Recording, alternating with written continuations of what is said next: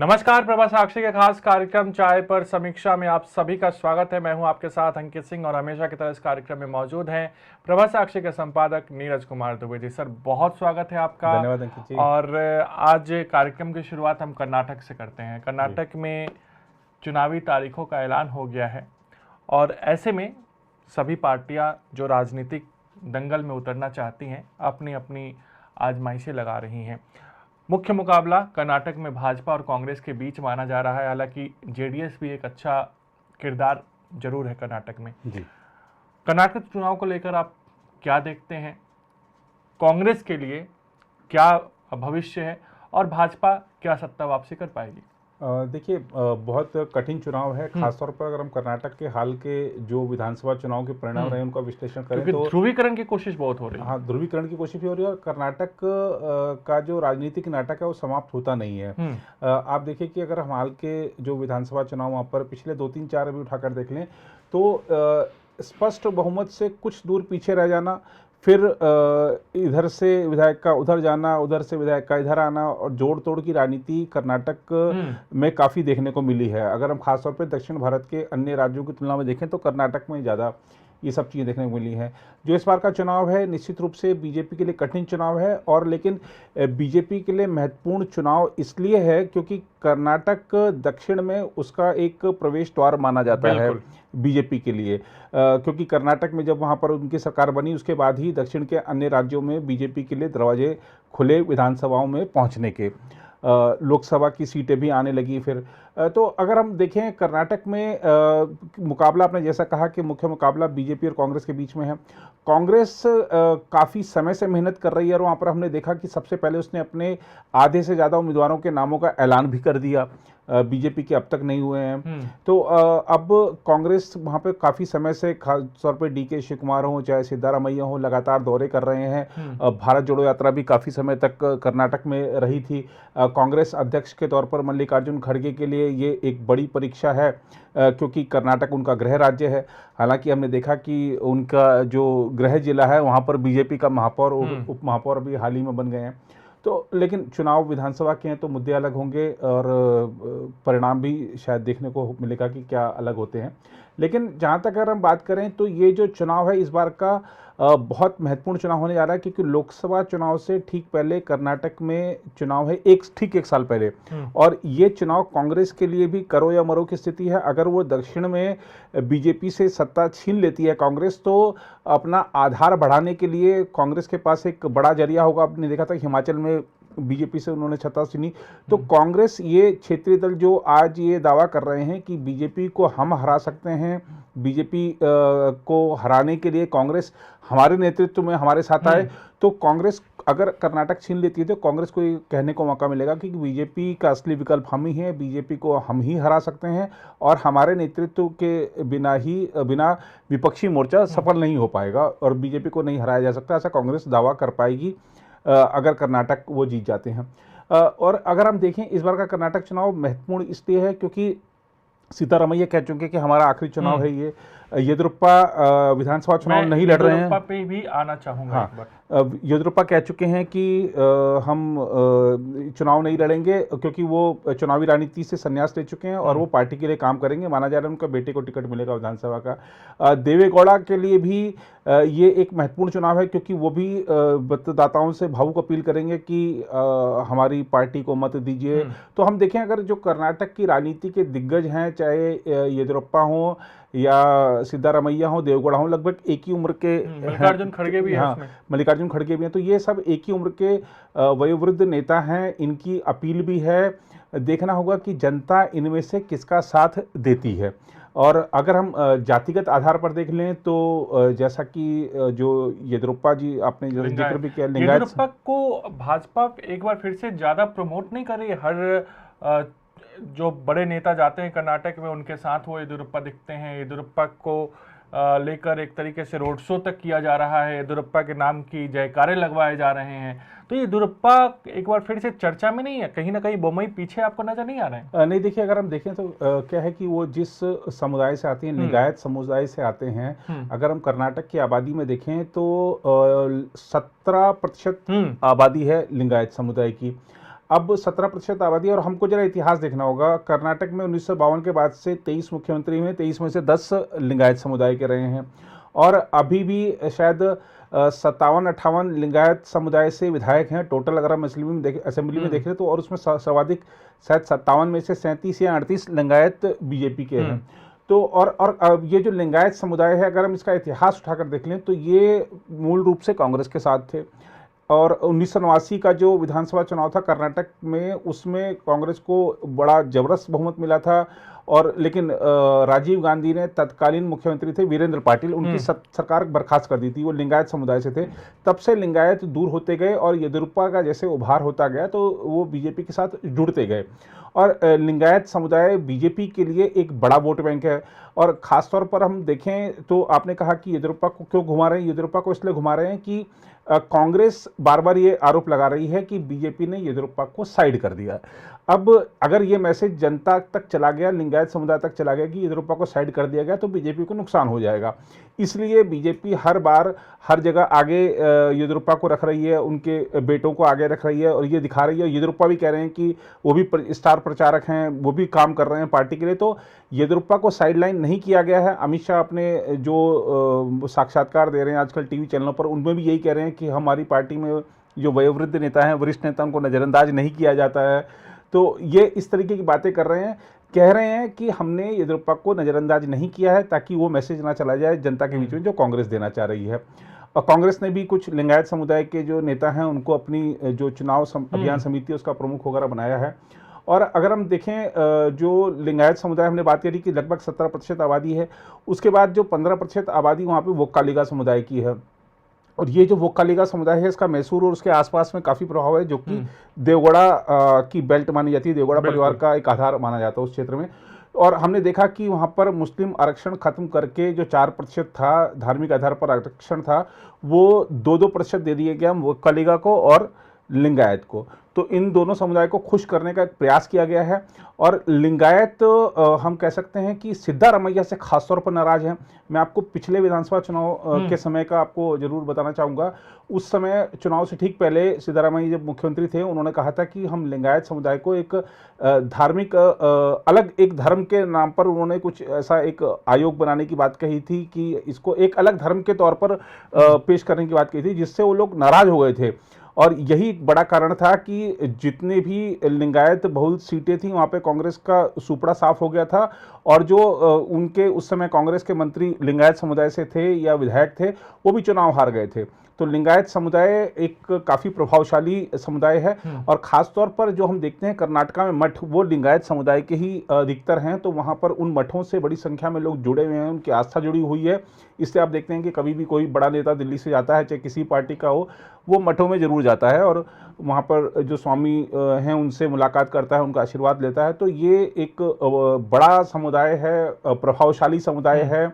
और अगर हम देखें 224 सदस्यीय जो विधानसभा है कर्नाटक की, उसमें 100 से ज़्यादा सीटें ऐसी है जिसमें कि ये निर्धारण की भूमिका में है कि कौन जीतेगा कौन हारेगा। तो इसलिए सब पार्टियां हम देख रहे हैं कि इस पर ध्यान दे रही हैं। लिंगायत को खासतौर पर वरीयता दी जा रही है। और जो अनुसूचित जाति है, अनुसूचित जनजाति हैं, उनके भी अच्छी खासी वहाँ पर संख्या है।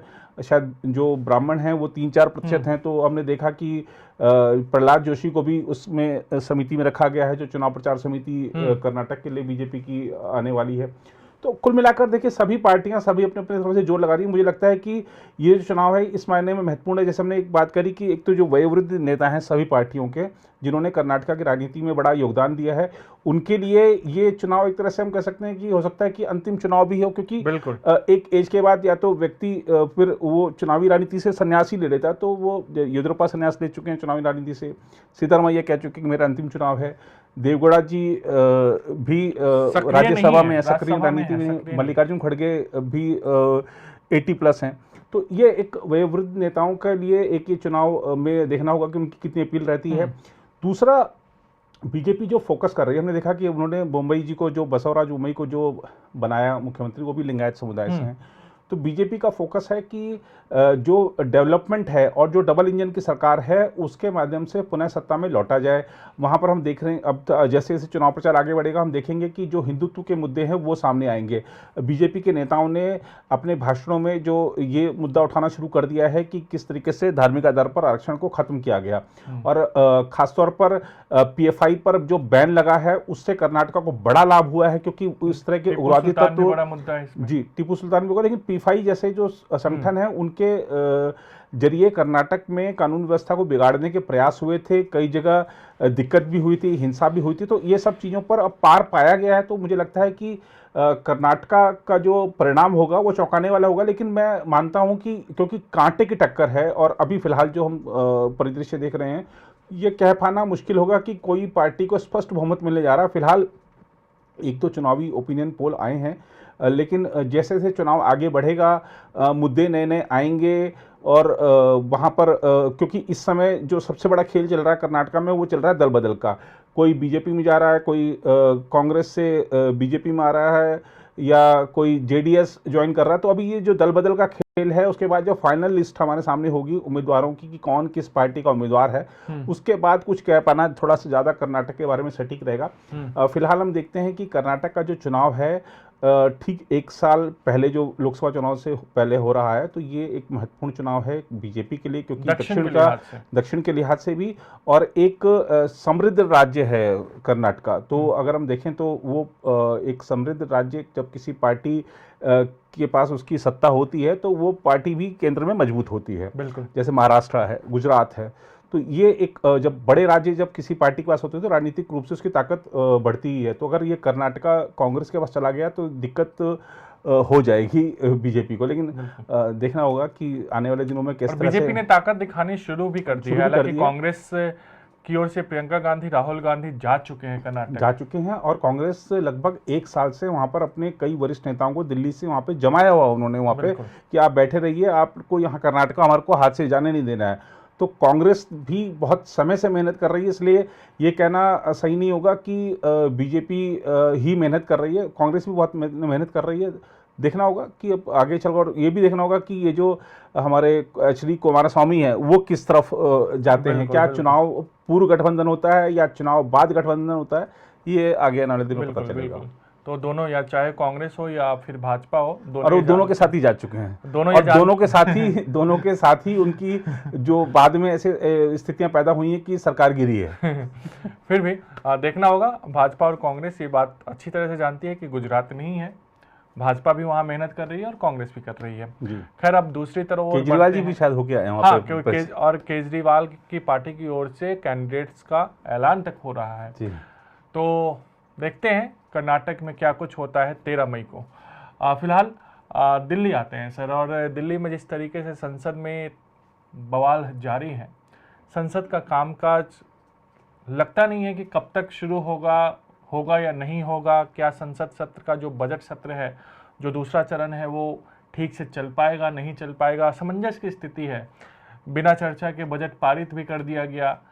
लोकतंत्र के लिए क्या ये बढ़िया संकेत है? क्योंकि हम ऐसे मुहाने पर खड़े हैं जब हमारी अर्थव्यवस्था रफ्तार से बढ़ रही है, प्रधानमंत्री 2047 तक विकसित भारत की बात कर रहे हैं, हम अमृत काल में हैं, लेकिन सत्ता पक्ष और विपक्ष के बीच किसी न किसी मुद्दे को लेकर हो हल्ला, आसन के समक्ष जाना, अलोकतांत्रिक व्यवहार करना, ये तमाम चीजें अच्छी हैं। नहीं, देखिए, हम कहते तो जरूर हैं कि ये लोकतंत्र का मंदिर है, लेकिन उस लोकतंत्र के मंदिर में खड़े होकर हम क्या कर रहे हैं, उस मंदिर का सम्मान कर रहे हैं कि असम्मान कर रहे हैं, ये सांसदों से पूछा जाना चाहिए। आपने जैसा कि कहा कि आसन के समक्ष जाकर हंगामा करना या प्रतिया फाड़कर आसन के ऊपर फेंक देना, इस तरीके इस तख्तियाँ दिखाना, इस तरह की घटनाएं बढ़ती जा रही हैं। और हैरानी एक आम नागरिक के तौर पर इसलिए होती है कि तमाम नियम कानून हैं, उसके बावजूद इन सांसदों पर जो सदन के नियमों की अवहेलना लगातार कर रहे हैं, उन पर कार्रवाई क्यों नहीं होती है। सत्ता पक्ष विपक्ष पर आरोप लगाकर अपने कर्तव्यों की तृषि समझ लेता है, जो विपक्ष है वो सत्ता पक्ष पर आरोप लगा देता है। तो इन आरोप प्रत्यारोपों के बीच नुकसान जनता का हो रहा है। आप देखिए, आपने जिक्र किया कि बजट बिना चर्चा के पारित हो गया, ये जनता के साथ सबसे बड़ा धोखा है। बजट आया, बजट के तमाम प्रावधान हैं उन पर चर्चा होनी चाहिए थी, और चर्चा से हो सकता था कि कुछ और राहत जनता को मिल जाती। तो ये जो मौका था हमारे सांसदों ने गंवा दिया, उसका जो खामियाजा है वो चुनाव में उनको भुगतना होगा। जनता सब कुछ देख रही है, और सब कुछ आज के डेट में सब हर कोई जागरूक है, चाहे सोशल मीडिया के माध्यम से चाहे मीडिया के माध्यम से, सबको पता चल रहा है कि उसके हित की बात संसद में नहीं उठ रही है। महंगाई से आम आदमी पीड़ित है, बेरोजगारी से जो युवा वो पीड़ित हैं, लेकिन संसद में वो मुद्दा नहीं उठ रहा है, तो राहत भी कोई उतनी ज़्यादा तेजी से नहीं मिल पा रही है। तो ये जनता देख रही है, और जब चुनाव के समय जब नेतागण जब वोट मांगने आएंगे तो जनता उनसे सवाल करेगी भी। लेकिन अगर हम देखें कुल मिलाकर जो हमारी संसदीय प्रणाली है, जो संसदीय प्रणाली की जो प्रक्रिया है, अब उनकी शायद समीक्षा का समय आ चुका है, क्योंकि जो नियम है वो नियम तो हंगामा करने से रोक नहीं पा रहे हैं। तो ये आखिर कैसे चलेगा जब हर चीज़ के लिए कोई नियम है। आप चाहे सामान्य किसी कक्षा में पढ़ते हों, किसी स्कूल कॉलेज में पढ़ते हों, आप चाहे ऑफिस में होते हैं, चाहे कहीं भी बाहर होते हैं, सड़क पे होते हैं, सड़क पर हर जगह नियम है। तो हमारा जो लोकतंत्र का मंदिर है वहाँ भी नियम है, तो जब बाहर नियमों का पालन होता है तो वहाँ पर क्यों नहीं नियम का पालन होता? ये एक बड़ा सवाल है, जनता के मन में उठ रहा है, और जनता जरूर जब 24 का चुनाव आएगा तो सांसदों से सवाल पूछने वाली है। और खासतौर पर ये एक जिस तरीके का चलन बनता जा रहा है कि हमको सत्र पूरा का पूरा नहीं चलने देना। कई सारे सेशन जो हमारे देखे वॉश आउट हो गए हैं हंगामे के बीच में। तो ये खासतौर पर हमने देखा कि उपराष्ट्रपति जी ने जो एक आह्वान किया है, मैं बार बार कहता हूं कि जो उपराष्ट्रपति जी का आह्वान है कि संसदीय कामकाज में व्यवधान का जो एक नया चलन चल पड़ा है उसके खिलाफ युवाओं को आवाज उठानी चाहिए, आंदोलन करना चाहिए। तो उनके आह्वान के साथ सबको जोड़ना ही चाहिए। दिग्विजय सिंह बड़ा नाम, कांग्रेस के अनुभवी भी हैं, मध्य प्रदेश के मुख्यमंत्री रहे हैं, गांधी परिवार के काफ़ी करीबी भी माने जाते हैं। विदेशी हस्तक्षेप राहुल गांधी के मामले में उन्होंने अपील की, उन्होंने जर्मनी से जो बयान आया था उसकी सराहना भी की। क्या लोकतंत्र के लिए, खास करके भारत जैसे देश के लिए सही है, अच्छा है? कांग्रेस कभी खुद में विचार नहीं कर रही होगी कि हम किसी अन्य देश को अपने आंतरिक मामले में हस्तक्षेप के लिए क्यों कह रहे हैं? क्योंकि कपिल सिब्बल जो उनके करीबी और सहयोगी भी रहे हैं, उन्होंने तो कह दिया कि हम किसी तीसरे देश की मदद क्यों ले, हम किसी के बैसाखी के सहारे क्यों चले, हम खुद लड़ाई कर सकते हैं, हम किसी की मदद क्यों लें? नहीं, इसमें जो दिग्विजय सिंह ने कहा है और उसके बाद जो जयराम रमेश का बयान आया, या आपने जैसे कपिल सिब्बल जी का जिक्र किया, मैं इन दोनों से भी पूछना चाहूँगा, जयराम रमेश से या कपिल सिब्बल से भी, कि इन्होंने दिग्विजय सिंह के उस ट्वीट में जिन्होंने आभार जताया था, उस ट्वीट को ही रिट्वीट करते हुए और वो जो जर्मन अधिकारी थे उनको टैग करते हुए क्यों नहीं कही ये बात? बिल्कुल, है ना, उनको ये बात उनको टैग करते हुए कहती, चाहे ताकि ये जो संदेश वो भारत में देना चाह रहे हैं कि हम तीसरे का वो हस्तक्षेप नहीं चाहते हैं, ये संदेश वहाँ तक भी तो पहुँचे, जर्मनी में भी तो पहुँचे, या यूएस में अगर बात उठी है तो यूएस तक भी पहुँचे कि हम तीसरे का हस्तक्षेप नहीं चाहते हैं।